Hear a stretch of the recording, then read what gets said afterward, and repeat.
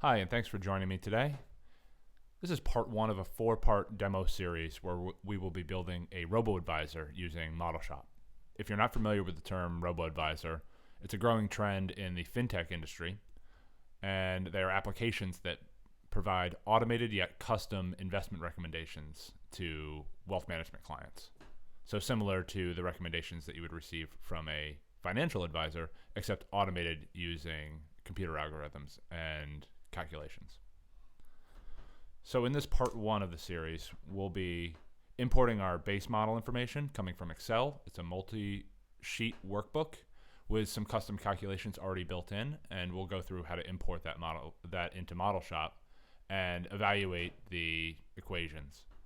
Then we'll construct the data model, so we'll link the various sheets together, and then we'll create some custom calculations that will drive our investment recommendations for now. Then in part two, we'll import some current market data from online resources like Google Finance or Yahoo Finance or Quandl. And we'll build some more custom metrics to further drive our investment recommendations down further on a stock level. And this will make more sense once we actually get into the demo.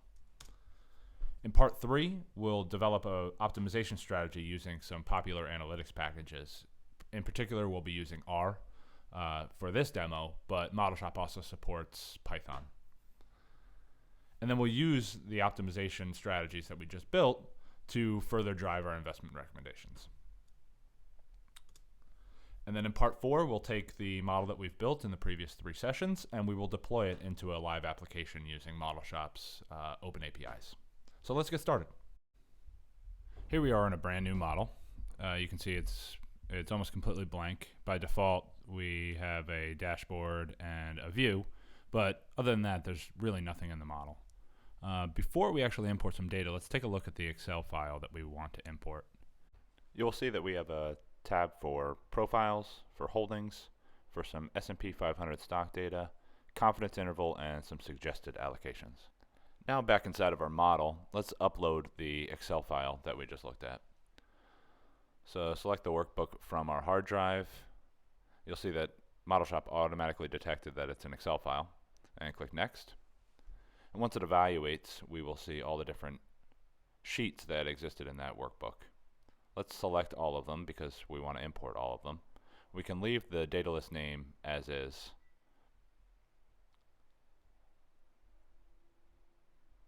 And if you remember, by looking at our workbook, we had one formula in our profile sheet, and we'd like to evaluate that in Modelshop. So we can tell Modelshop to, rather than copying just the values, copy the formulas. All the other sheets we can leave as is because they don't contain any formulas. Click Finish, and we'll now see all of our new data lists that were brought in from the Excel workbook. And as we switch into our profile, you'll see that we now have our risk score, and it's being calculated. It's commented out the actual calculation from Excel, but then below it, we have the Modelshop calculation. So Modelshop went ahead and converted that automatically for us. Now that we've successfully imported everything from our Excel file, let's go into edit mode and check out our model graph.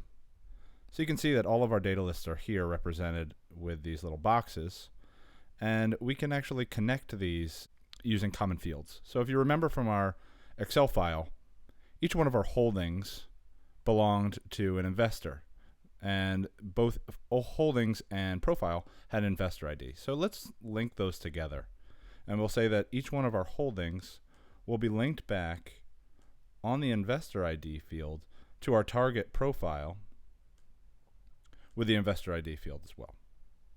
And then let's click Finish. We see that the link has been established. And let's just take a look at what we did. When we look at our Profile tab, nothing's changed. However, when we go over to our Holdings tab, you can see that the investor ID field is now blue. And what that indicates is this is now a linked field that's linking back to our profile. So in our data detail, we can see that the investor ID is now a drop down, and that our investor ID 1234 has an age of 40, a risk tolerance of 2, a time horizon of 30, and a risk score of 6.25. So now we have access to this when we want to build custom calculations. Now let's go to our profile and let's actually generate a field here that has all of the holdings for the given investor. Now that that link is created, we have the ability to backlink as well. So we'll add a new field. We'll call it portfolio. And in the calculated expression, we'll write holdings list. And we'll see that autocomplete actually has it there waiting for us. For illustration, I'll save and exit out of edit mode. And now we can see that our portfolio field is a list of all the securities or all the holdings in that given investor's portfolio. We can go back into edit mode and take this one step further by marking it as an array and actually linking back to our holdings list. We can use any link field. And when we save and return to the model, we now have different portfolio positions, and they're blue, just like the other links that we saw. And our portfolio field is now a drop down with all the specific securities. The next thing we want to do is tie in our confidence index. As we said before, we wanted to adjust our risk score for when the market is feeling more bullish, we would increase it, and when the market is feeling less bullish or more bearish, then we would decrease the risk score. In order to do that, what we'll do is we'll create a new column here called adjusted risk score. But before we get into that, I want to go into our confidence index data list. You'll see that we have a time series of index values and standard errors. We're not going to use the standard errors. We're going to look at the index values for now. So I'm going to go into edit mode and create a new calculated field. I'm going to call it z-score. If you're not familiar with z-score, it's a standard way of normalizing data. And I will create a float field. And then the calculation will be vector create. So I'm creating a vector on our entire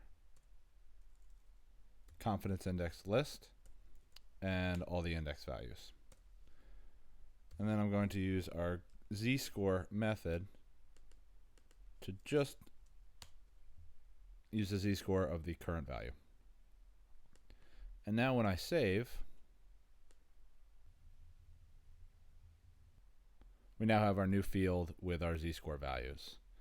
We can now make our adjusted risk calculation. So in edit mode, let's add a new field.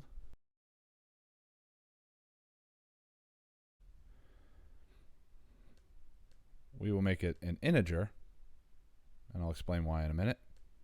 And I'm just going to paste in a calculation. So what we're doing is we're defining a new variable called factor, grabbing our z-score from the latest date, the maximum date in our confidence index list, and then the rest of this is rounding it to an integer and then just making sure that it's in between the bounds of 1 and 10. So why are we doing that? Let's exit edit mode and take a look and make sure our calculation worked properly, and it did. And what we're actually going to do is we want to link this field to our suggested allocations, and we see that we only have 1 through 10 and they're all integers. So in order to link it properly, we want this to be an integer, and we want it to be no larger than 10 and no smaller than 1. So let's go back into our visual editor, and we can now link our profile to the suggested allocation, and we'll use our new adjusted risk score, and we'll attach it to risk score. Finish. We see that link is now established. Once we exit edit mode, we can see that our adjusted risk score is now linked to the suggested allocation, and we can see this in our data detail. the sector allocation that's recommended for each of our investors. So the natural thing is we now know our suggested allocation, we know our portfolio holdings, but we need to determine what our sector allocation is for each of these customers. So let's add a couple new fields and actually a new table in order to determine that. I just did a few things behind the scenes. First, I linked the holdings to the S&P 500 list.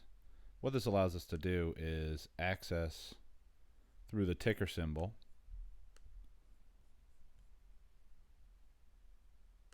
all the information about our individual stocks. What we're really worried about right now is the sector, because we're trying to derive our sector allocation.